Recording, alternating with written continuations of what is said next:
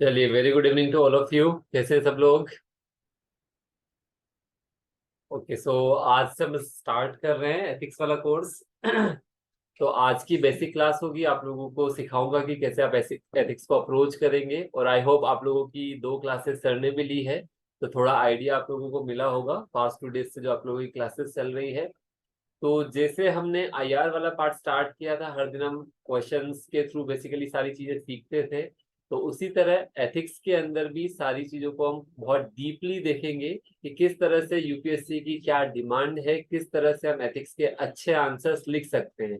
यहाँ जितने भी स्टूडेंट्स बैठे हैं, आई थिंक सबका गोल होना चाहिए कि you have to score more than 120 marks in ethics paper, GS 4 और ऐसे। अदरवाइज बाकी जीएस पेपर में क्या होता है, एवरेज स्कोर आप लोगों को देखने को मिलेगा। एवरेज का मतलब ज्यादा डिफरेंस नहीं आएगा, बट आप देखोगे ऐसे पेपर के अंदर और जीएस 4 के अंदर आप अपने कॉम्पिटिटर से 20 मार्क्स, 25 मार्क्स, 30 मार्क्स इजीली अच्छा स्कोर कर सकते हो, अगर आपने उसको अच्छे से तैयार किया है और अच्छे से प्रिपेयर किया है। तो ध्यान रखना, एथिक्स के अंदर भी वो सारी चीजें हम काफी ध्यान रखेंगे कि किस तरह से एथिक्स को हम कवर करेंगे। और यहाँ पर मैं बिल्कुल आपको बेसिक से जो हमारे सिलेबस के अंदर एक एक टॉपिक है उसको अपन स्टडी करेंगे, साथ में उससे रिलेटेड जितने भी क्वेश्चंस यूपीएससी ने पूछे हैं वो डिस्कस भी करेंगे, और डेली आप लोगों को आंसर राइटिंग भी साथ में करनी है जितनी भी चीज हम सीखेंगे। तो पहले आज आपको एक ओवरव्यू देता हूँ एथिक्स को लेकर, किस टाइप के क्वेश्चंस आते हैं। प्रीवियस ईयर क्वेश्चन पेपर्स भी आज आप लोगों को दिखाने वाला हूँ, सिलेबस भी आप लोगों को दिखाने वाला हूँ, किस तरह से पूरा का पूरा सिलेबस आपका इंटरलिंक्ड है, किस तरह से बेसिकली सिलेबस को आप जोड़ सकते हो आपके। इवन आपने जीएस 1 पढ़ा है, वहां से भी एथिक्स का लिंक होगा, जीएस 2 से भी एथिक्स का लिंक होगा। तो सारी जगह से आप एथिक्स को होलिस्टिकली यहाँ पर कनेक्ट कर सकते हो। तो डायरेक्टली मैं आप लोगों को स्क्रीन शेयर करता हूँ, हम लोग स्टार्ट करते हैं ताकि आप लोगों को डीपर अंडरस्टैंडिंग यहाँ पर मिल सके। तो चलिए, देखो पहले बेसिक्स बात कर लेते हैं कि एथिक्स के पेपर के अंदर क्या क्या रिक्वायरमेंट है, क्या क्या हमें चाहिए। सभी स्टूडेंट्स अपना कैमरा ऑन रखेंगे जो भी लाइव क्लास देख रहे हैं। चलिए तो आई थिंक सबको स्क्रीन विजिबल होगी। तो पहले बहुत बेसिक से स्टार्ट करते हैं। आप लोग देखो, एथिक्स का जो पेपर है आपका 250 मार्क्स का पेपर होता है, सब लोगों को पता है। सारे पेपर हमारे 250 मार्क्स के होते हैं। एथिक्स के पेपर को मैं डिवाइड कर सकता हूँ 2 पार्ट्स के अंदर। अगर आप देखोगे, इसको अपन 2 पार्ट में बांट देते हैं। वन इज द पार्ट ए, जो आपका थ्योरेटिकल पार्ट आप लोगों को देखने को मिलेगा। पार्ट ए का जो सेक्शन है, थ्योरेटिकल पार्ट आप बोल सकते हो। यहाँ पर आप लोग देखोगे यूपीएससी आपसे 13 क्वेश्चंस पूछेगा। कितने क्वेश्चंस होंगे? 13 क्वेश्चंस होंगे। सभी क्वेश्चंस बेसिकली आपको मिलेंगे 10 मार्क्स के। हर क्वेश्चन के 10 मार्क्स आपको डिसाइडेड है। तो टोटल बेसिकली आप देखोगे 130 मार्क्स का ये बेसिकली आपका सेक्शन होगा, पार्ट ए, जहां पर आपको अलग अलग टाइप से क्वेश्चन पूछे जाएंगे। ये क्वेश्चन बेसिकली आपके सिलेबस के अंदर जो टॉपिक्स लिखे हुए हैं, चाहे वो बेसिकली एथिक्स का डिटर्मिनेंट्स हो, उसका एसेंस हो, आपकी ह्यूमन वैल्यूज हो, एटीट्यूड हो, एप्टीट्यूड हो, इमोशनल इंटेलिजेंस हो, प्रोबेटी इन गवर्नेंस हो, जो भी टॉपिक मेंशन है उससे 13 क्वेश्चंस पूछे जाएंगे। ध्यान रखना, इन 13 क्वेश्चंस के अंदर अराउंड 3 से 4 क्वेश्चंस होंगे जो कोटेशन बेस्ड क्वेश्चंस भी आपको मिलेंगे। 3 से 4 क्वेश्चंस में आपको जस्ट कोटेशंस दे दिए जाएंगे और आपसे उनको डिस्क्राइब करवाया जाएगा। फॉर एग्जाम्पल, आपको स्टेटमेंट दे दिया गया सोक्रेट्स का, an unexamined life is not worth living, comment, इतना सा स्टेटमेंट लिख दिया जाएगा। An unexamined life is not worth living, comment. तो उसको आपको डिस्क्राइब करना होगा। ध्यान रखना, यहाँ पर अगर मैं आपको बात करूं, यूपीएससी आपको 2 पेजेस देगा। यहाँ पर आपको जीएस की तरह 3 पेजेस वाला सिस्टम नहीं मिलेगा। पार्ट ए के अंदर जितने भी क्वेश्चंस आएंगे आपके पास 2 पेजेस होंगे, तो आपको सब क्वेश्चन 2 पेजेस के अंदर लिखना है। तो हमें किस तरह से उस क्वेश्चन के अंदर सारी चीजें डालनी है, यहाँ पर डायग्राम्स भी होंगे, यहाँ पर एग्जाम्पल्स भी होंगे, यहाँ पर वेरियस फिलोसोफर्स का रेफरेंस भी होगा। तो हमारा आंसर तब होलिस्टिक बनेगा जहां पर एथिक्स के कीवर्ड्स भी यूज करेंगे, डायग्राम्स भी होंगे, वेरियस फिलोसॉफिकल रेफरेंसेस भी होंगे, और उसका अच्छे से जस्टिफिकेशन होगा विद कंटेम्प्रेरी रेलेवेंस।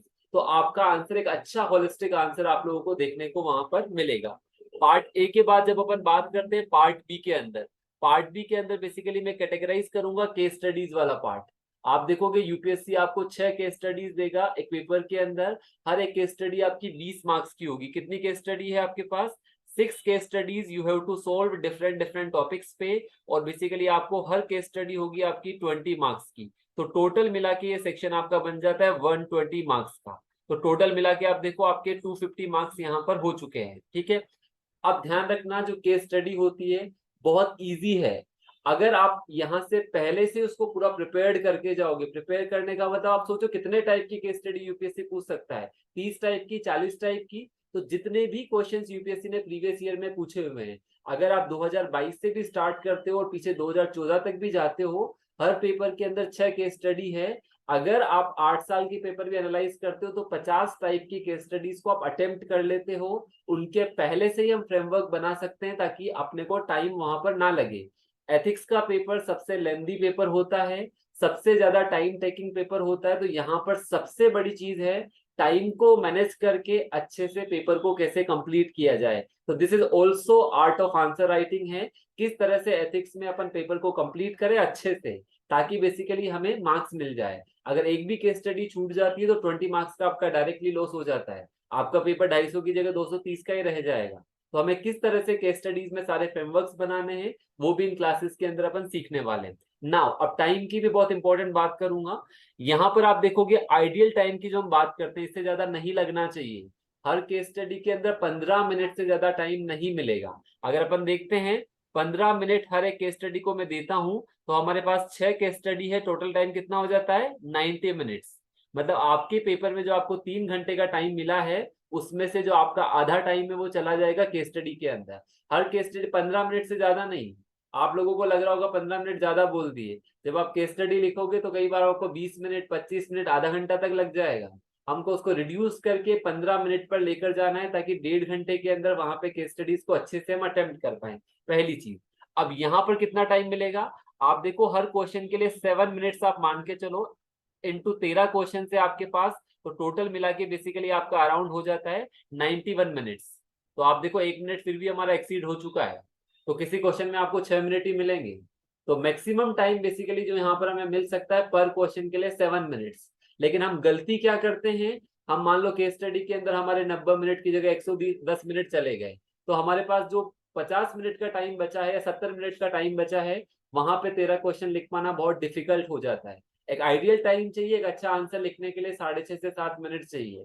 तो हमें ये सारी चीजें टेक केयर करनी है कि किस तरह से हम पूरा का पूरा टाइम मैनेजमेंट करें एथिक्स के पेपर में। Time management is very very important. मैं आप लोगों को बार बार एम्फेसाइज इसलिए कर रहा हूँ कि जब हम आंसर्स लिखेंगे तो पहले से ही सारी चीजें सीख लेंगे कि किस तरह से क्या क्या चीज किस किस क्वेश्चन में हमें डालनी है, किस टॉपिक में किस किस वेराइटी के क्वेश्चन यूपीएससी हमसे पूछ सकता है। तो जस्ट मैंने आपको एक फ्रेमवर्क दिया आपका एथिक्स के पेपर का, पार्ट ए और पार्ट बी के अंदर। नाउ अब इसके अंदर और भी अपन डीपली एनालिसिस करते हैं। मैं आपको सिलेबस से डीपली एनालिसिस करवाता हूँ। यहां तक आपको ये चीज क्लियर है कि कितने क्वेश्चन है। अब मैं आपको ये जस्ट पेपर के अंदर दिखाता हूँ ताकि आप जो लोगों को ये चीजें विजिबल होगी कि किस टाइप से यूपीएससी हमसे क्वेश्चन पूछ रहा है। ये चीज जो मैंने आपको समझाई, चलिए तो यहां तक सब लोगों को क्लियर था जो मैंने आपको जस्ट एथिक्स का फ्रेमवर्क दिखाया। Now come to the question papers, उसी फ्रेमवर्क को अपन अप्लाई करते हैं now to the question papers पे। चलिए तो देखो किस टाइप का क्वेश्चन आपसे यूपीएससी पूछता है। हम 2022 के क्वेश्चन पेपर से स्टार्ट करते हैं जो आपके पास सबसे लेटेस्ट क्वेश्चन पेपर है। आई थिंक आपको विजिबल होगा स्क्रीन पर, सब लोगों को विजिबल है स्क्रीन पर 2022 का क्वेश्चन पेपर। तो देखो ये क्वेश्चन पेपर आप लोगों को जो मिल रहा है यहाँ पर आप देख लीजिए। आपको जो टाइम अलाउड है that is 3 hours, maximum marks जो मैंने आपको बताया 250 मार्क्स का पेपर होगा। अब यहाँ पर क्वेश्चन देखना कि किस तरह से टोटल 13 क्वेश्चन होंगे वो भी आप लोगों को देखने को मिलेगा। अब देखो फर्स्ट जो पार्ट है, फर्स्ट क्वेश्चन आप देखो, फर्स्ट क्वेश्चन के दो पार्ट्स आप लोगों को देखने को मिलेंगे, ए और बी। क्वेश्चन भले ही देखने में थोड़े बड़े बड़े लग रहे हैं बट क्वेश्चन इतना डिफिकल्ट नहीं है। ये मैं आपको सोल्व करके दिखाऊंगा कि किस तरह से इजीली अपन यहाँ पर सोल्व कर सकते हैं। कई बार क्वेश्चन बहुत सिंपल भी पूछे गए हैं तो कई बार थोड़े से लेंथी क्वेश्चंस भी पूछे गए हैं। तो we have to prepare for both. जैसे कि आप लोग देखोगे 2021 के अंदर काफी सिंपल क्वेश्चन थे, कोई लेंथी क्वेश्चन नहीं थे। अगर आप यहाँ पर देखोगे तो आपको विजिबल होगा। वन के अंदर पहले क्वेश्चन के अंदर दो पार्ट है ए और बी। यहाँ पर डायरेक्टली पूछा गया है कि identify 5 ethical traits on which one can plot the performance of a civil servant. मतलब बेसिकली आपको वो 5 ऐसी कैरेक्टरिस्टिक्स बतानी है जिसपे सिविल सर्वेंट की परफॉर्मेंस को ट्रेड किया जा सकता है या बेसिकली आप उसको डिटरमाइन कर सकते हो। तो बहुत सिंपल क्वेश्चन पूछा। नीचे पूछा कि आइडेंटिफाई करना है आपको 10 एसेंशियल वैल्यूज जो कि नीडेड है फॉर इफेक्टिव पब्लिक सर्वेंट। तो वन के दो पार्ट है, ए और बी। तो यहाँ से आप लोगों को पता लग जाएगा, अलग अलग ईयर में कई बार लेंथी क्वेश्चंस होंगे, कई बार बिल्कुल सिंपल क्वेश्चंस होंगे। फिर आप देखोगे 2 के भी आपको दो पार्ट मिलेंगे। तो ये हर पार्ट आपका 10 मार्क्स का है और हर की वर्ड लिमिट आप देखोगे 150 वर्ड्स के अंदर आपको लिखना है, मतलब 2 पेजेस ही आपको यहाँ पर मिलने वाले हैं इसको लिखने के लिए। 2 पेजेस से ज्यादा आपको यहाँ पर नहीं मिलेगा और इससे ज्यादा आप लिख भी नहीं सकते, हमारे पास बिल्कुल टाइम नहीं होता एथिक्स के पेपर को लेकर। तो आप देखोगे 2 के अंदर दो क्वेश्चन है। फर्स्ट क्वेश्चन आपका डिजिटल टेक्नोलॉजी को लेकर है, सेकंड क्वेश्चन बेसिकली आपका डोमेन नॉलेज को लेकर है। तो टोटल 4 क्वेश्चंस हो गए फर्स्ट एंड सेकंड को मिला के। फिर थर्ड मैंने आप लोगों को बोला था कि कुछ क्वेश्चंस होंगे जो कोटेशन बेस्ड क्वेश्चंस होंगे। आप लोग देखो, एक कोटेशन दे दिया बेसिकली स्वामी विवेकानंद का और आपसे पूछा गया है कि you have to write this answer, जिससे पूछा कि every work has got to pass through 100 of difficulties before succeeding, those that persevere will serve the light sooner or later। Simple सी चीज है कि किसी भी काम को करने में आपको बहुत सारी डिफिकल्टीज, हंड्रेड्स ऑफ डिफिकल्टीज से पास होना पड़ेगा, लेकिन जो लगातार लगे रहते हैं, लगातार डिटरमाइंड रहते हैं, उनको बेसिकली सफलता मिलेगी। हो सकता है थोड़ी देर लग जाए बट उनकी लाइफ में उजाला आएगा ही आएगा। इस स्टेटमेंट को आप चाहे तो काउंटर करा सकते हो अब्दुल कलाम के स्टेटमेंट से, जहां पर वो बोलते हैं कि जैसे आप लोग देखते हो ना, कोई भी पर्टिकुलर आपका सन है, सन भी बेसिकली अपने आप को तपाना पड़ता है जब बेसिकली आप अपने आप को निखार पाते हो। तो उनका एक स्टेटमेंट है अब्दुल कलाम का, वो बोलते हैं कि if you want to shine like a sun, first to you have to burn like a sun. तो इस स्टेटमेंट को आप यहाँ से रिलेट कर सकते हो। अगर आपको सन की तरह चमकना है तो पहले सन की तरफ तपना पड़ेगा। तो ये statement is very important. If you want to shine like a sun, first you have to burn like a sun. उसी को आप रिफ्लेक्ट कर रहा था भाई स्टेटमेंट उन्होंने पूछा, जिसको हम रिलेट कर सकते हैं हमारे आंसर्स के अंदर। Just example. फिर एक स्टेटमेंट इन्होंने दलाई लामा को लेकर पूछ लिया कि we can never obtain peace in the outer world until and unless we obtain peace within ourselves. ये स्टेटमेंट को आप बुद्धा से रिलेट करवा सकते हो कि happiness lies within us. जिन लोगों ने मेरी ऐसे की क्लास ली होगी वहां पर लिखाया था कि हैप्पीनेस बेसिकली इनर सेल्फ में लाई करती है। और इसका बेस्ट एग्जांपल अगर आपको बताऊं, अभी कुछ दिनों पहले मैं इसरो के चेयरमैन का इंटरव्यू देख रहा था, तो उन्होंने एक बहुत अच्छी चीज बोली कि for the outer self I do science and for the inner self I go to temples. तो आप देखो उन्होंने दोनों चीजों को अलग कर दिया कि आउटर पीस अलग है और इनर पीस अलग है। उन्होंने बोला कि फॉर द आउटर वर्ल्ड वो क्या करते हैं, science, I do science, and for the inner world I go to temples. आप लोगों ने देखा भी होगा चंद्रयान 3 के टाइम पर बेसिकली वो तिरुपति गए हैं, बहुत सारे अलग अलग मंदिर में गए, तो उनको काफी अच्छा नॉलेज है स्कल्पचर्स वगैरह का। तो वो इनर सेल्फ और आउटर सेल्फ को आप जोड़ते हुए बहुत सारे एग्जांपल रिफ्लेक्ट करा सकते हो यहाँ पर। तो इस टाइप के कोटेशंस को मैं आपको बताऊंगा कि कैसे आप एड्रेस कर सकते हो अपने आंसर्स में काफी इजीली। फिर थर्ड स्टेटमेंट जो मैंने आपको बोला था कि 3 क्वेश्चन लगभग मिलेंगे जो आपके अलग अलग स्टेटमेंट से होंगे। Life does not make any sense without interdependence, we need each other. Basically हमें एक दूसरे की जरूरत होती है, that is the interdependence principle. जैसे कि एरिस्टोटल भी बोलता है कि man is a social animal, man is a political animal, man को भी बेसिकली सोसाइटी की जरूरत है अच्छी लाइफ के लिए। तो बहुत अलग अलग थिंकर से इस स्टेटमेंट को रिलेट करके अपने आंसर्स को और अच्छा बना सकते हैं। तो हमें अलग अलग थिंकर्स की अलग अलग चीजों की थोड़ी थोड़ी नॉलेज चाहिए होगी। और हमारे सिलेबस में एक टॉपिक भी है कंट्रीब्यूशन टू मॉरल थिंकर्स, तो वहां से अपन उस चीज को रिलेट करेंगे कि कंट्रीब्यूशन टू मॉरल थिंकर्स को अपन कैसे यहाँ पर जोड़ सकते हैं। तो टोटल कितने क्वेश्चन हो गए, 1 के अंदर 2 क्वेश्चन थे, 2 के सेकंड क्वेश्चन के अंदर भी 2 पार्ट थे, थर्ड क्वेश्चन के अंदर 3 पार्ट थे। तो टोटल 7 क्वेश्चन आपके हो चुके हैं, ये पार्ट ए वाला पार्ट चल रहा है। फिर बेसिकली फोर्थ का ए और बी, ये आपका टॉपिक है एटीट्यूड, वहां से क्वेश्चन पूछ लिया गया। आपका टॉपिक है इमोशनल इंटेलिजेंस, वहां से डायरेक्टली क्वेश्चन पूछ लिया गया। तो 2 क्वेश्चन यहाँ से पूछ लिए गए। तो टोटल मिला के अपने पास 7 और 2 9 क्वेश्चन 4 तक हो चुके हैं। उसके बाद आप देखोगे 2 क्वेश्चन 5 के ए और बी होंगे और 2 क्वेश्चन 6 के ए और बी होंगे। तो टोटल मिला के आपके 13 क्वेश्चन हो जाएंगे। भले ही क्वेश्चन दिखने में 6 है, लेकिन 6 के सब पार्ट मिला के आपके पास पार्ट ए के अंदर टोटल कितने क्वेश्चन होंगे, 13 क्वेश्चन। इसीलिए मैंने आपको पूरा टाइम डिवीजन बताया, 13 question into 10 marks, total 130 marks. हर क्वेश्चन को अपन 7 मिनट से ज्यादा नहीं दे पाएंगे, तो टोटल मिला के इस पार्ट ए के लिए आपको देना पड़ेगा 1.5 hour. That is the part A of ethics. उसके बाद पार्ट बी जो आपका चालू हो रहा है, ये सेक्शन बी लिखा हुआ है। यहाँ पर मैंने आपको बोला 6 अलग अलग टाइप की केस स्टडीज यूपीएससी आपको देगा। ध्यान रखना, अगर आप पिछले 2-3 सालों का एनालिसिस करते हैं तो यूपीएससी ने केस स्टडीज के अंदर भी 3-4 क्वेश्चन पूछना स्टार्ट कर दिए हैं। जैसे कि आपको दिखाता हूं, ये केस स्टडी है 7th वाला क्वेश्चन। इस केस स्टडी के अंदर उन्होंने 3 क्वेश्चन पूछे हैं। अगर आप देखोगे एक केस स्टडी के अंदर उन्होंने 3 क्वेश्चन पूछे हैं। देखो, एक क्वेश्चन तो पूछा है केस स्टडी को लेकर कि क्या क्या ऑप्शंस अवेलेबल है, हर ऑप्शन का क्रिटिकल इवोल्यूशन और कौन सा ऑप्शन आप अडोप्ट करेंगे और उसके पीछे आप क्या रीजन देना चाहेंगे।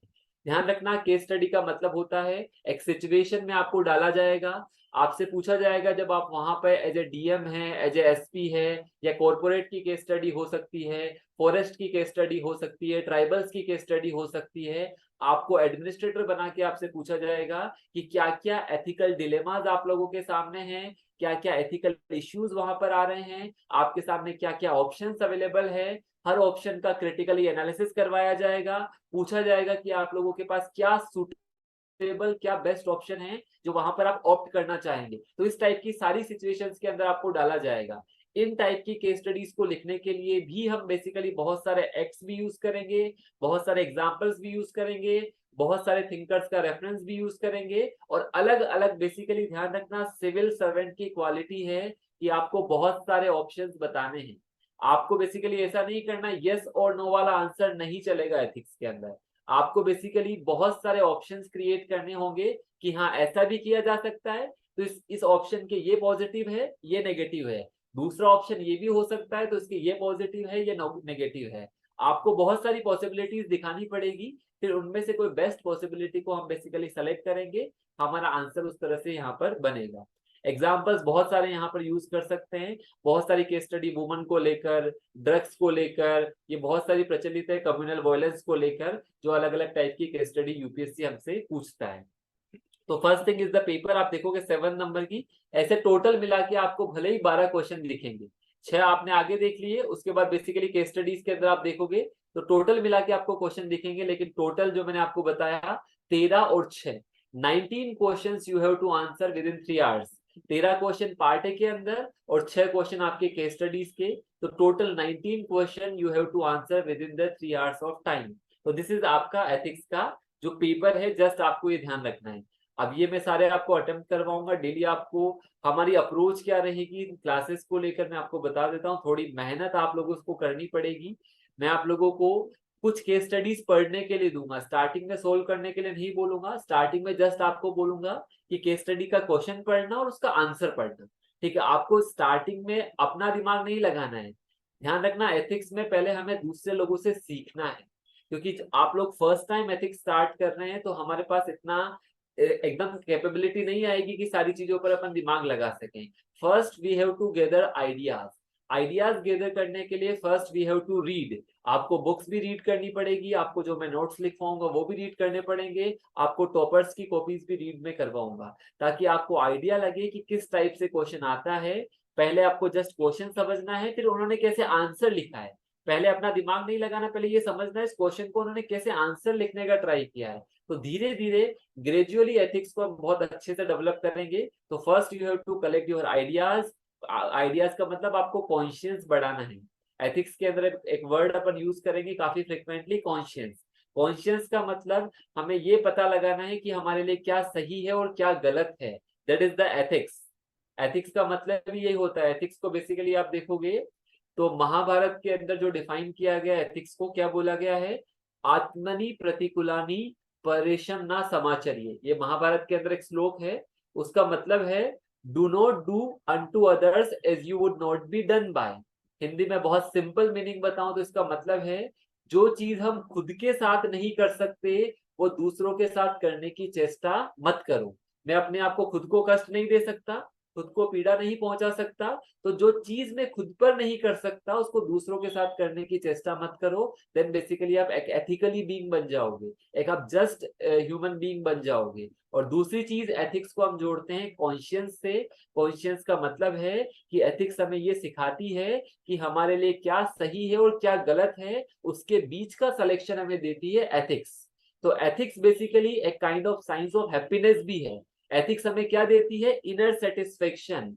ध्यान रखना, एथिक्स बेसिकली हमें क्या बनाती है? नॉलेजेबल बनाती है। और जैसा सोक्रेट्स ने बोला है, नॉलेज इज वर्च्यू। नॉलेज हमारा basically highest level of virtue है, जो हमें लगातार अपडेट करता है, लगातार इवोल्व करता है, हमारे इनर सेल्फ को सेटिस्फाई करता है, हमें बेसिकली एक इनर हैप्पीनेस देता है। That is ethics. एथिक्स का आउटर वर्ड से ज्यादा मतलब नहीं है, एथिक्स बेसिकली इनर सेल्फ से ज्यादा आपका रिलेटेड है। तो एथिक्स में से बहुत सारी चीजें हैं जो अपन सीखेंगे, अलग अलग तरीके से रिलेट करेंगे। तो जस्ट मैंने आपको एक ये फ्रेमवर्क दिया। एक बार सिलेबस भी अपन देख लेते हैं कि एथिक्स का हमारा क्या सिलेबस है, ताकि आप बेसिकली रिलेट कर पाओ चीजों को कि एथिक्स किस तरह से। सिलेबस बहुत अच्छा सिलेबस है, बहुत अच्छे से कैटेगराइज किया गया है। तो एक बार आप सिलेबस भी देख लीजिए, आप लोगों के स्क्रीन पर सिलेबस भी विजिबल होगा अब। तो दिस इज योर सिलेबस। देखो, सिलेबस को अब किन किन पार्ट में बांटा गया है, और मैं आपको क्वेश्चंस भी बताऊंगा कि आप किस टाइप से क्वेश्चन पूछते हैं। जैसे सिलेबस का हमारा पहला टॉपिक है, आप देखो, ethics and human interface. That is the first topic of syllabus.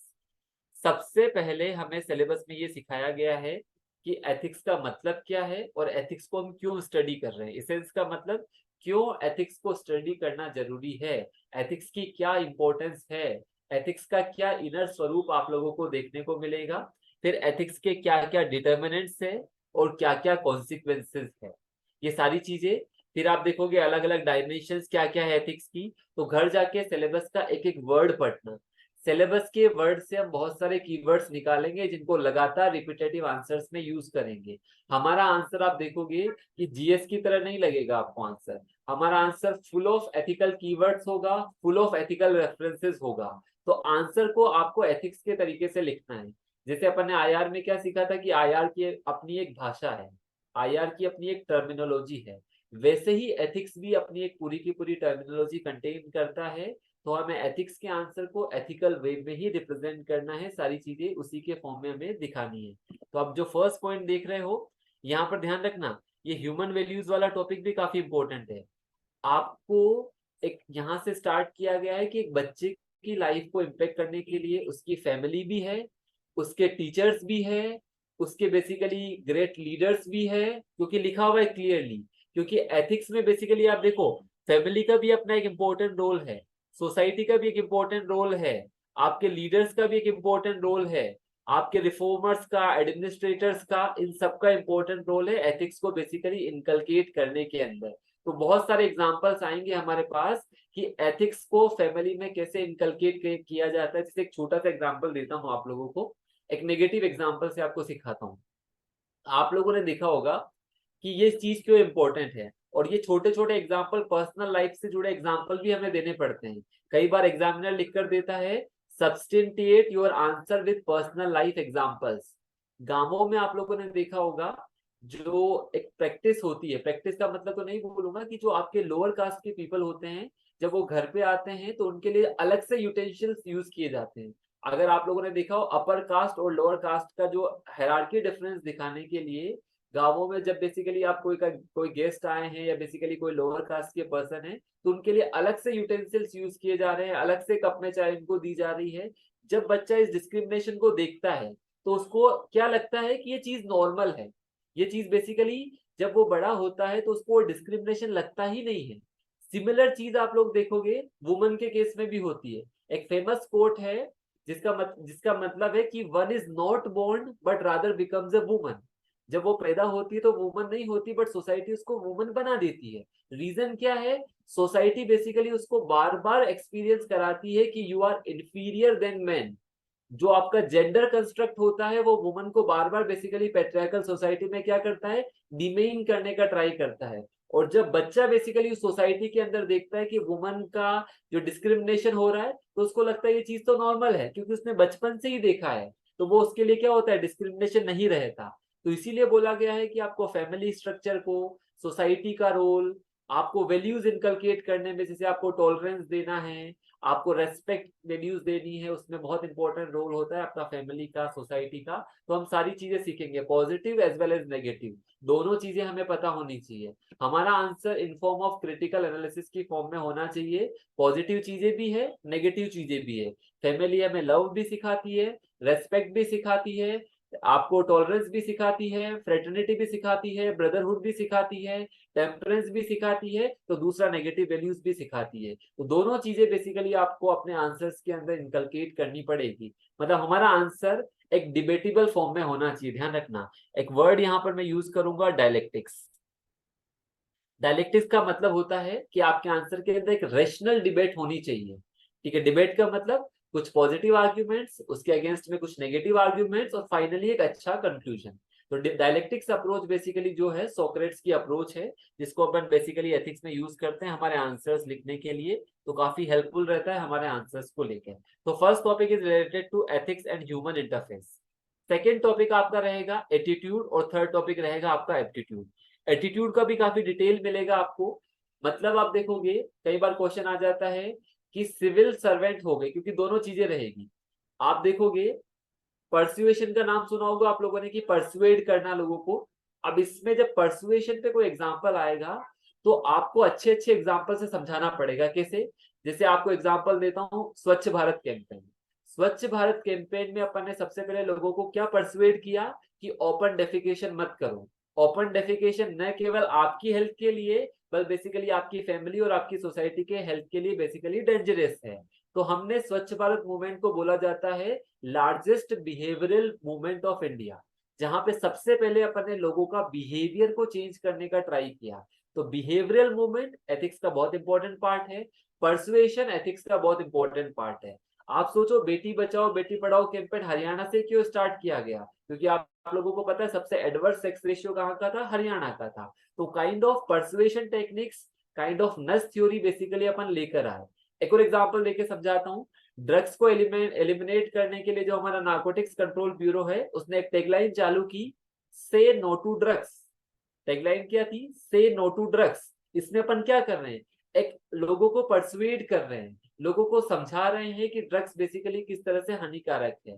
तो इसे बहुत सारे एग्जांपल्स देके अपन एग्जामिनर को समझाएंगे कि परसुएशन में, एटीट्यूड में परसुएशन की क्या भूमिका है, क्या रोल इंपॉर्टेंट करता है हमारा persuasion in changing the attitudes of the people. क्योंकि आपको लोगों का एटीट्यूड बदलना है। तो जस्ट यहाँ पर जैसे वर्ड लिखा हुआ है ना, परसुएशन, बिहेवियर, थॉट्स।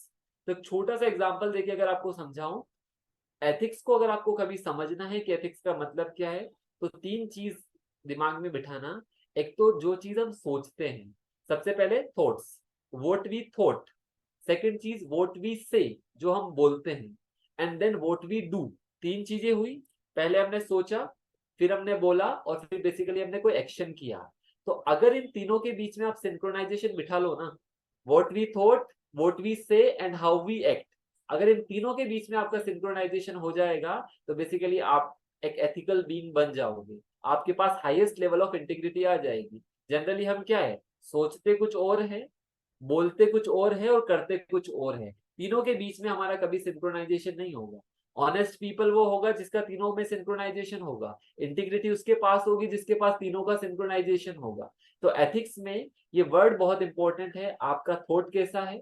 जैसे कि वो एक कोट आता है ना बुद्धा का, what we think we becomes. जैसा हम सोचते हैं वैसा हम बन जाते हैं। या man is product of his thoughts. Man किसका प्रोडक्ट है? हिज थॉट्स का प्रोडक्ट है। तो हमें ये सारी चीजें दिखानी होगी अपने आंसर्स के अंदर, कि थॉट्स, बिहेवियर से एटीट्यूड कैसे बदलता है, कैसे कैसे टाइप के एटीट्यूड होते हैं, नॉलेज की क्या हेल्प होती है, ठीक है, आसपास के लोगों की क्या हेल्प होती है, सोशल रिलेशन कैसे इम्पेक्ट करता है। ये सारी चीजें अपन एटीट्यूड के अंदर सीखेंगे, जो सेकंड पार्ट ऑफ द हमारा सिलेबस है। फिर now come to the third part पे जब आते हैं, एप्टीट्यूड। ये जितने वर्ड लिखे हुए हैं ना यहाँ पर, integrity, impartiality, non partisanship, objectivity, dedication to public service, empathy, tolerance, ये सब आपके सिविल सर्विसेज की फाउंडेशनल वैल्यूज हैं। इनके बिना आपकी सिविल सर्विसेज बेसिकली, आप तरह से एक तरह से बोलोगे कि ये अगर आपके पास वैल्यूज नहीं है तो आप एक अच्छे सिविल सर्वेंट कभी नहीं बन सकते।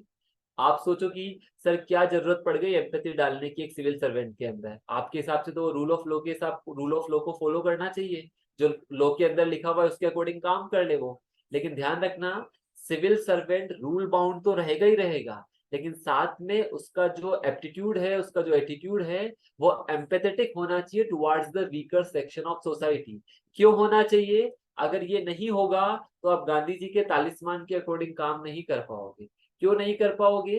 कि गांधी जी का तालिस्मान बोलता है कि you have to serve for the remote person of the society, जो वल्नरेबल पर्सन है, जो डाउनट्रोडन पर्सन है।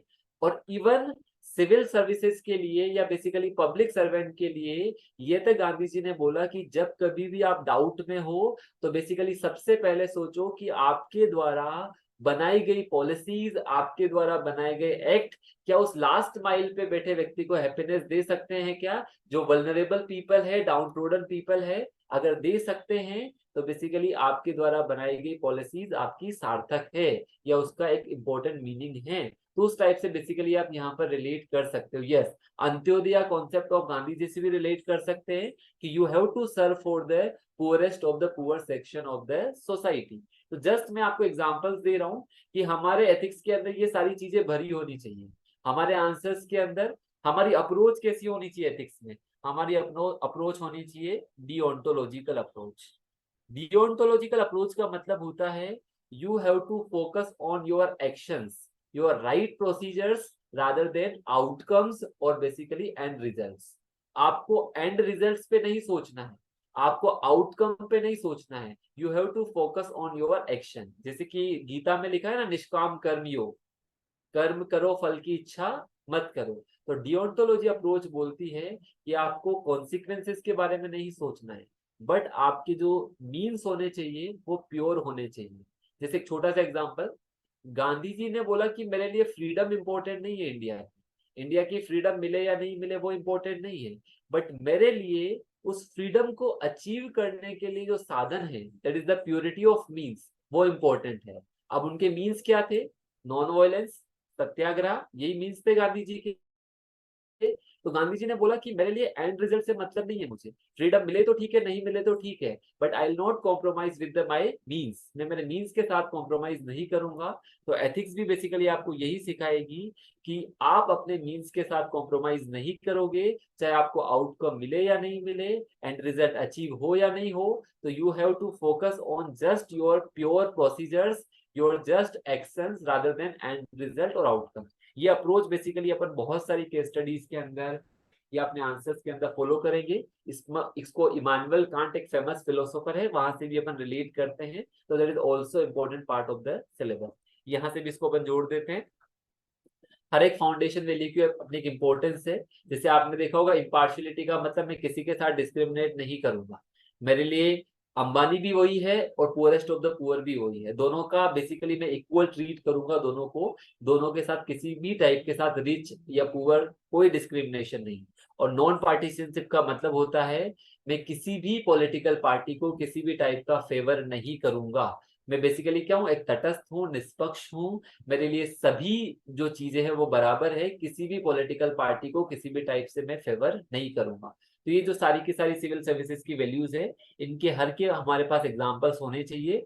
बहुत सारे सिविल सर्वेंट्स ने अलग अलग फील्ड्स के अंदर काफी अच्छा काम किया हुआ है, तो उनके एग्जांपल्स भी यहाँ पर अपन डालते हैं। अगर आपने नाम सुना हो पेम आर्मस्ट्रॉन्ग का, या आर्मस्ट्रॉन्ग पेम का, उन्होंने पीपल्स रोड बनाया था, बेसिकली नॉर्थ ईस्ट के अंदर 100 किलोमीटर का रोड था। हाईली अनकनेक्टेड रीजन था, हिस्टोरिकली बैकवर्ड रीजन था। तो बहुत सारे ऐसे डेडिकेटेड एफर्ट्स है। किसी ने ट्राइबल एम्बुलेंस के लिए काम किया ताकि ट्राइबल्स को रिमोट एरियाज में गोल्डन आवर सर्विसेज मिल सके। तो अलग अलग सिविल सर्वेंट्स ने अपने अपने फील्ड्स के अंदर काफी अच्छा काम किया है, अपने कंफर्ट जोन से आगे। उनके एग्जांपल्स यहाँ पर अलग अलग वैल्यूज के साथ अपन लिंक करेंगे और अपने आंसर्स को आगे बढ़ाएंगे। फिर आप देखोगे इमोशनल इंटेलिजेंस। इमोशनल इंटेलिजेंस भी काफी इंपॉर्टेंट कॉन्सेप्ट है, यहाँ से बेसिकली सवाल आना फिक्स है।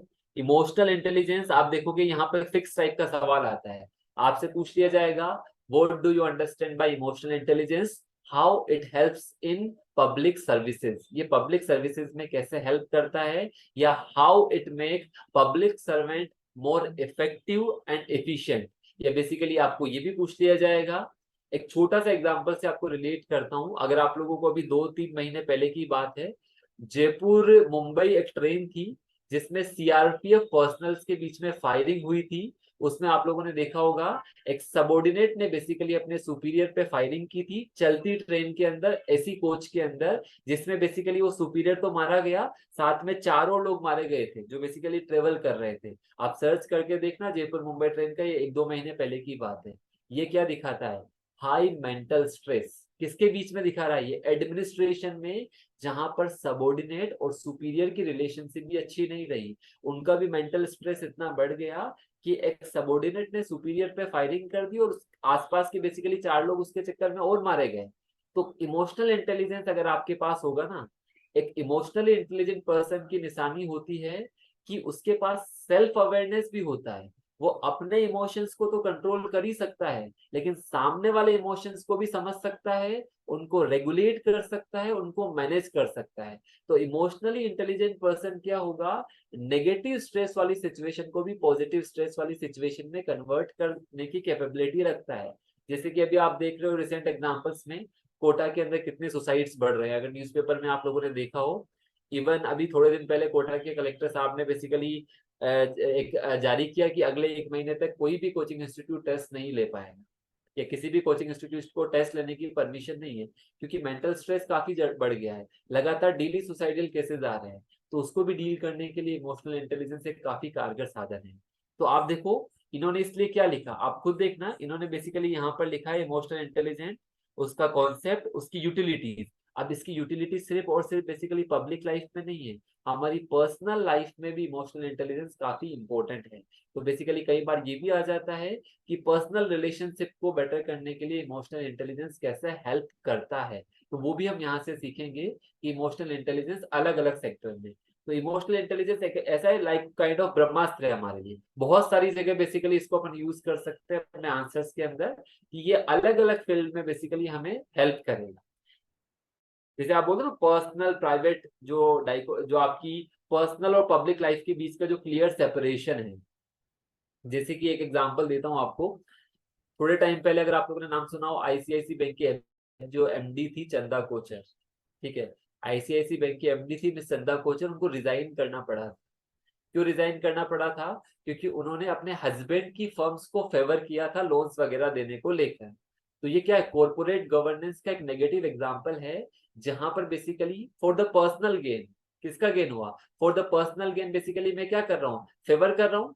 क्योंकि ये क्या हो गया, मिसयूज ऑफ अथॉरिटी या मिसयूज ऑफ पब्लिक अथॉरिटी, क्योंकि बैंक में पैसा तो हमारा ही जमा है, ठीक है, बैंक में तो पैसा पीपल का ही जमा है ना, तो मिसयूज हो रहा है पब्लिक अथॉरिटी का, किसके लिए? For private gains.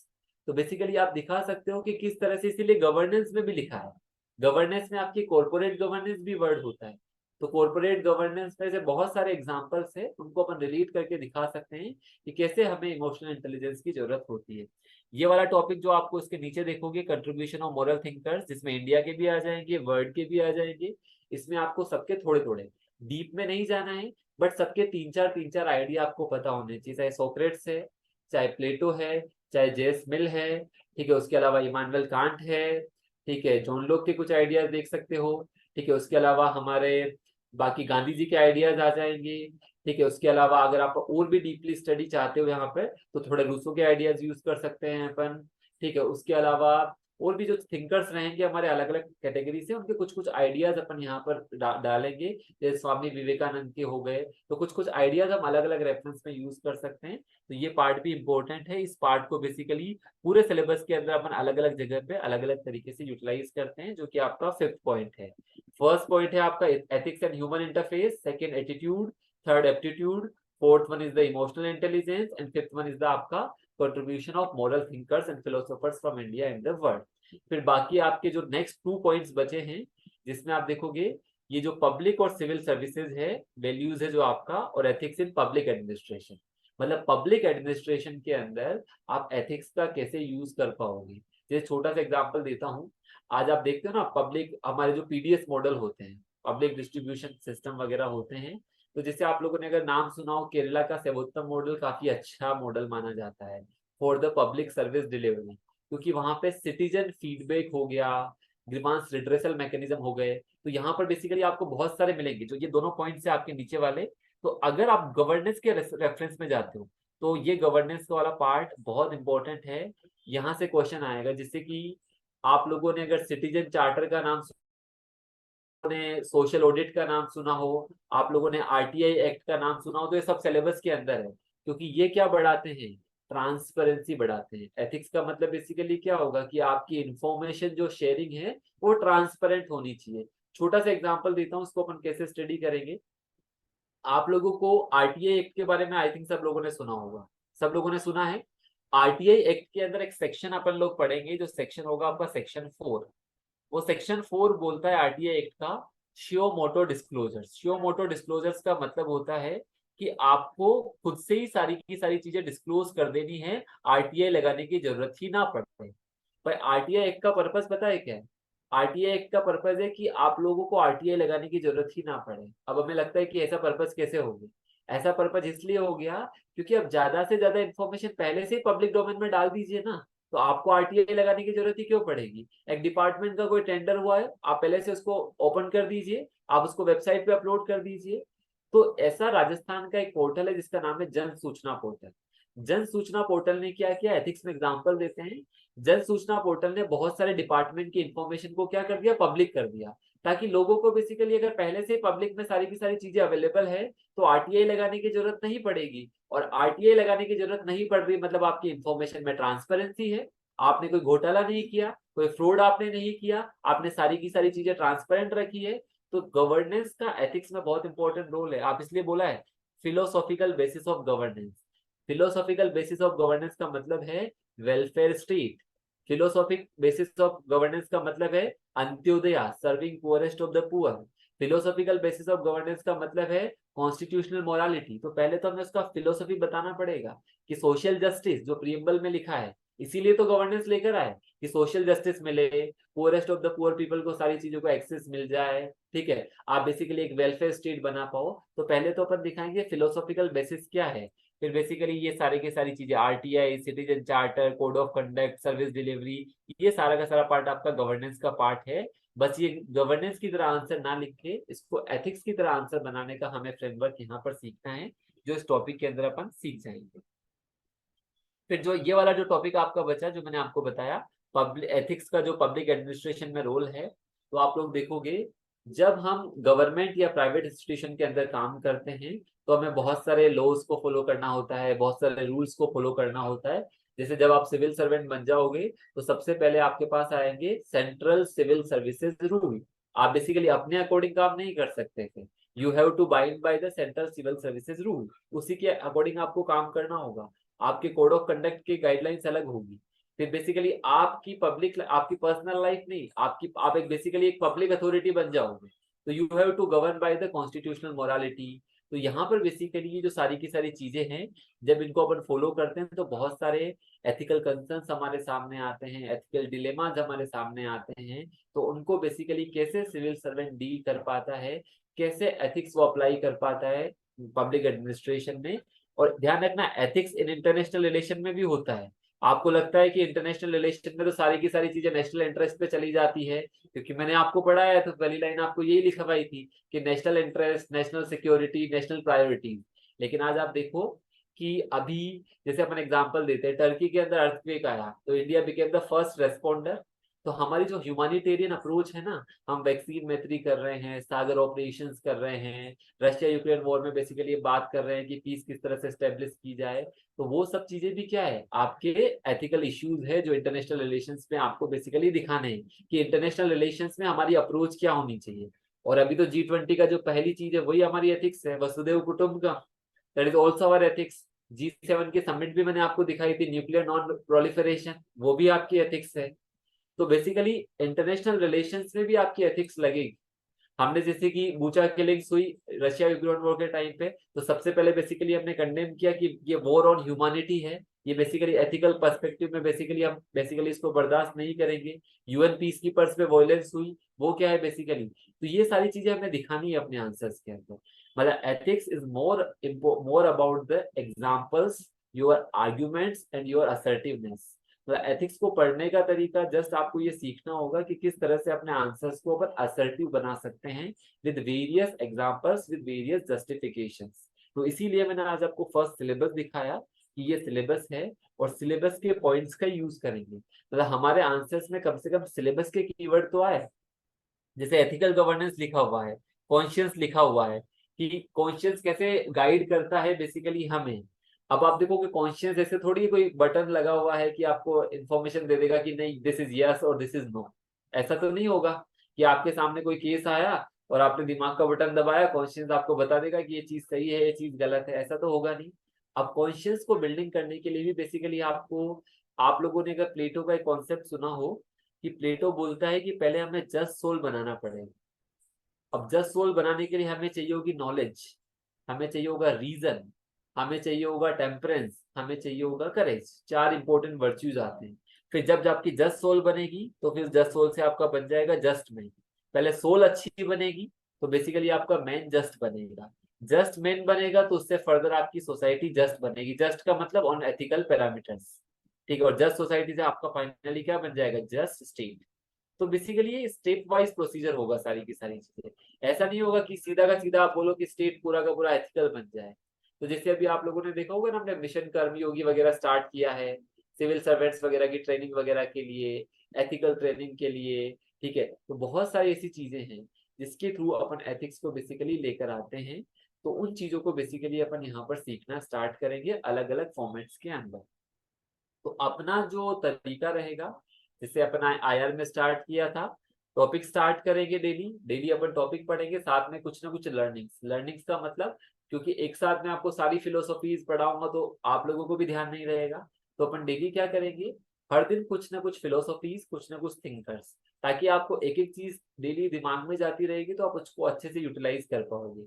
तो फर्स्ट अपन आज हर दिन की लर्निंग सीखेंगे कि आज बेसिकली अपन ने ये फिलोसोफर, ये थिंकर या ये एग्जांपल्स के थ्रू ये सीखा।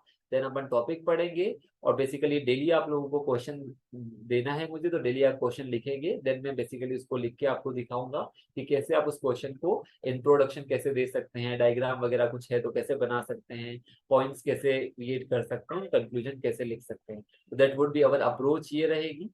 फिर बेसिकली केस स्टडीज एक साथ में भी आपको नहीं दे सकता, बट मैं आपको कुछ टॉपर्स की कॉपीज से आपको डेली एक केस स्टडी पढ़ने के लिए दूंगा। जस्ट केस स्टडी पढ़नी है और उसका आंसर पढ़ना है। अभी जस्ट सिर्फ रीडिंग पे काम करना है। फिर जब हम एक कुछ इंपॉर्टेंट टॉपिक्स पढ़ लेंगे, उन पे आपको वेरियस केस स्टडीज में आपको सिखाऊंगा कि किस तरह से अप्रोच रहनी चाहिए, किस तरह से फ्रेमवर्क अपन करेंगे।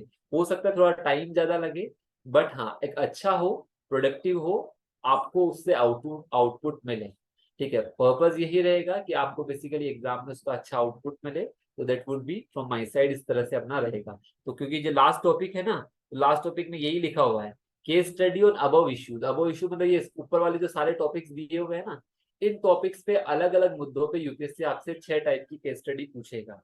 तो केस स्टडी से पहले आपको इनकी एक जनरल नॉलेज होना पता जरूरी है कि किस टाइप से बेसिकली ये सारे टॉपिक्स है हमारे सिलेबस के, और इनको कैसे हमें अप्रोच करना है। इसीलिए लास्ट का टॉपिक यही दिया गया कि केस स्टडी, आप सोचो एक छोटा सा पॉइंट है और कितने मार्क्स का है, 120 मार्क्स का है, ठीक है। तो यहाँ से बेसिकली आपकी 6 केस स्टडीज बन जाती है और ये स्कोरिंग पार्ट है। तो एक अच्छा फ्रेमवर्क आपके पास होगा तो यहाँ पर एक आप अच्छा स्कोर कर सकते हो। डिसेंट स्कोर बेसिकली अपन यहाँ पर गेट कर सकते हैं केस स्टडीज के अंदर, और बेसिकली आपका पार्ट है के अंदर। चैलेंजिंग टास्क बेसिकली अपने पास ये रहेगा कि किस तरह से अपन टाइम मैनेजमेंट करके सारी चीजों को विद टाइम कंप्लीट करें। आप देखोगे किसी भी आपको कोई भी सीनियर हो तो सबसे जो मेजर टास्क रहता है एथिक्स में, जो मैंने आपको बताया, कंप्लीशन ऑफ पेपर। कंप्लीशन का मतलब अच्छा कंप्लीशन, ऐसा नहीं है कि कुछ भी आपने लिख के कंप्लीट कर दिया। एक अच्छा क्वालिटेटिव कंटेंट के साथ कंप्लीशन यहाँ पे मेजर टास्क रहता है, वो अपन देखते हैं। तो आई थिंक सिलेबस सबको क्लियर होगा, ठीक है। सिलेबस से बेसिकली हमें डिमांड पता लग जाएगी कि आपको डिमांड क्या है इस पेपर क्या है। आप देखो इस पेपर में जो यूपीएससी ने लिख कर दिया है, तो देखो क्या लिखा हुआ है, this paper will include questions to test the candidates attitude and approach. ध्यान रखना, एक और चीज बता दूं, एथिक्स में कोई मॉडल आंसर नहीं होगा उनके पास। ऐसा नहीं है कि आपने एथिक्स में ये पॉइंट मिस कर दिया, वो पॉइंट डाल दिया, जैसे ऐसे में कोई मॉडल आंसर नहीं होगा। अब बेसिकली एक फिलोसॉफिकल लाइन लिख कर दे दी, उसका क्या ही मॉडल आंसर देंगे। तो यहाँ पर भी जनरली मॉडल आंसर नहीं होता, वो टेस्ट करेंगे आपकी अप्रोच को। क्लियरली लिखा हुआ है, ये यूपीएससी की लाइंस है, मेरी नहीं है। This paper will include questions to test the candidates attitude and approach to issues relating to integrity, probity in public life, and his problem solving approach to various issues and conflicts faced by him in dealing with the society। क्योंकि आपको deal करना है society के साथ। जब आप society को deal कर रहे हो तो वेरियस टाइप के कॉन्फ्लिक्ट्स तो आपके सामने आने हैं, बहुत सारे एथिकल डिलेमास, बहुत सारे एथिकल इश्यूज। तो वो बस ये जानना चाहते हैं उनको डील करते समय आपका अप्रोच, आपका थॉट, आपका बिहेवियर, आपका कंडक्ट, आपका माइंडसेट कैसा रहेगा, कैसे आप उनको एक प्रॉब्लम सॉल्विंग एडमिनिस्ट्रेटर बन सकते हो, कैसे उनके लिए various kind of problem solve कर सकते हो, आपको दिखानी है। और क्वेश्चन में utilize the case study approach to determine these aspects, और ये जो एरियाज अपन ने यहाँ पर दिखा दिया। तो this is the complete syllabus of our ethics GS4 paper. यहाँ तक तो आई थिंक किसी को कोई डाउट नहीं होना चाहिए, या कोई डाउट हो तो पूछ लेना, मतलब चैट में लिख देना अगर किसी भी चीज को लेकर डाउट है एथिक्स में कि कौन सी चीज कैसे अप्रोच होगी, तो बेसिकली आप यहाँ पर लिख सकते हो। I will explain now. मैंने यहाँ पर पेपर तो आपको 3 सालों के लिए थे, तो एक बार आप घर जाकर 2020, 2020, 21, 22 के जस्ट एक बार क्वेश्चन पेपर देखना। कई बार क्वेश्चन आपको भले ही बड़े बड़े भी मिल सकते हैं, क्योंकि इस बार आप 2022 के क्वेश्चन देख के कई लोगों को तो कि इतना बड़ा क्वेश्चन पूछ लिया, पूछना क्या चाहते हैं आप। देखो जस्ट मैं एग्जांपल देता हूँ, तो हमारी जो तैयारी है हर टाइप से अच्छी होनी चाहिए। अब देखो क्वेश्चन नंबर 1 ही आप देखोगे तो आपको लगेगा कि यूपीएससी हमसे पूछना क्या चाहता है, जस्ट देखना, ठीक है। Wisdom lies in knowing what to reckon with and what to overlook. मतलब बेसिकली विजडम का मतलब क्या है कि हमें किस चीज को ओवरलुक करना है और किस चीज को ध्यान में रखना है, विजडम यही डिटरमाइन करेगी, ठीक है। फिर आप आगे लिखा, an officer being engrossed with the periphery ignoring the core issues before him is not rare in the bureaucracy। उनको बोला कि ब्यूरोक्रेसी में बेसिकली ऐसा भी देखने को मिल रहा है कि वो बेसिकली कोर इश्यू को तो इग्नोर कर देते हैं और पेरिफेरी पे बेसिकली काम कर रहे हैं, जो मेन मुद्दा है उस पर तो काम नहीं कर रहे और पेरिफेरल इश्यूज पे ज्यादा काम कर रहे हैं। अब आप देखो, do you agree with such preoccupation of an administrator leads to travesty of justice to the cause of effective service delivery and good governance. क्या आप इस चीज से सहमत हो कि जो बेसिकली ये जो एडमिनिस्ट्रेटर का एटीट्यूड है, डू यू को agree that such preoccupation of an administrator leads to travesty of justice.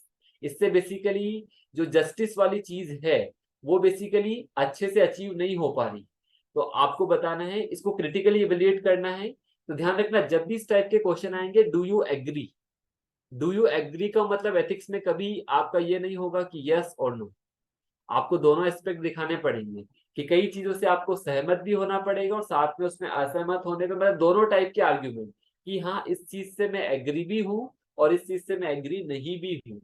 क्योंकि आपको ध्यान रखना ज्यादातर केसेस में एक सिक्के के दो पहलू होंगे एथिक्स में, मतलब ऐसा नहीं होगा जस्ट कि हाँ इस सिक्के से, क्योंकि कई सारे लोग ऑफिसर्स ने कोर इश्यूज पे भी काम किया है, बहुत इंपॉर्टेंट बेसिकली वर्क किए हैं। बट हाँ आज बेसिकली हो सकता है बहुत सारी जगह वो कोर इश्यूज को नेग्लेक्ट कर रहे हो, जिसकी वजह से बेसिकली जो सोशल जस्टिस का प्रिंसिपल है वो अचीव नहीं हो पा रहा हो, और ये काइंड ऑफ हमारे लिए क्या बन गया हो, एक तरह से काइंड ऑफ विडंबना बन गया हो कि बेसिकली ये चीज हमें नहीं हो पा रही।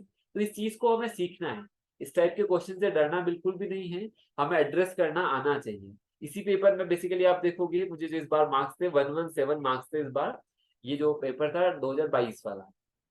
तो यहाँ पर हमें जस्ट ये क्वेश्चन देख के नहीं डरना है कि बहुत बड़ा क्वेश्चन आ गया, जस्ट बहुत काम माइंड से, क्योंकि मैंने आपको बोला एथिक्स हमें सिखाएगा काइंड ऑफ स्टेट ऑफ जो माइंड को जो पीस देगा कि कामनेस से कैसे हमें काम करना है, वो सारी चीजें अपन को सीखनी है। क्वेश्चन भले ही कितने बड़े हो, आप देखो ये क्वेश्चन और कितना बड़ा था, ठीक है। तो कई बार बड़े बड़े क्वेश्चन से आपको डराने की कोशिश की जाएगी, आपका टाइम किल करने का कोशिश किया जाएगा, क्योंकि यहाँ पे आपकी अप्रोच ही टेस्ट हो रही है, आपका एटीट्यूड ही टेस्ट हो रहा है। तो आपको बड़े बड़े क्वेश्चन से आपको टाइम किल करने का ट्राई किया जाएगा। तो वो हमें बेसिकली थोड़ा सा यूपीएससी की लैंग्वेज को पहले से इतने क्वेश्चन हम सोल्व कर लेंगे कि यूपीएससी की लैंग्वेज को हम वहां पर इजीली समझ पाएंगे, ताकि इनको इजीली वहां पर अपन डील कर सके। तो ये जो प्रीवियस ईयर के क्वेश्चन है ये भी मैं आप लोगों को दूंगा, अप्रोच अपन सीखेंगे। नाउ लास्टली पहले एक बार अपने डाउट्स पूछ लीजिए, इसको जो भी डाउट्स है, फिर अपन कल से रेगुलरली अपन इसको स्टार्ट कर देंगे इन सारी चीजों को। ठीक है, तो जो जो भी किसी को कोई भी डाउट है related to course and all, तो यू कैन आस्क। बट हाँ, अपनी क्लासेस जैसे कि वीक में वही 4 या 5 दिन या 4 या 5 डे रहेगा, तो थोड़ा सा लंबा चल सकता है। बट हाँ, धीरे धीरे बेसिकली आपका एथिक्स का पोर्शन हो जाएगा। ठीक है, नाउ किसी को जो भी डाउट हो किसी भी टाइप से, यू कैन आस्क। ठीक है, आज मैंने लिखवाया नहीं है, मैं सारी चीजें लिखवाऊंगा, आप लोगों को उसके टेंशन मत लेना। ठीक है, मैं हर एक चीज को एक्सप्लेन करता हूँ, जस्ट बेसिकली अपन ने सिलेबस देखा है। बाकी अपन नोट्स वगैरह प्रॉपर क्लास में ही बनाएंगे, तो क्लास के अंदर सारी चीजें मैं प्रॉपर लिखवाता हूँ।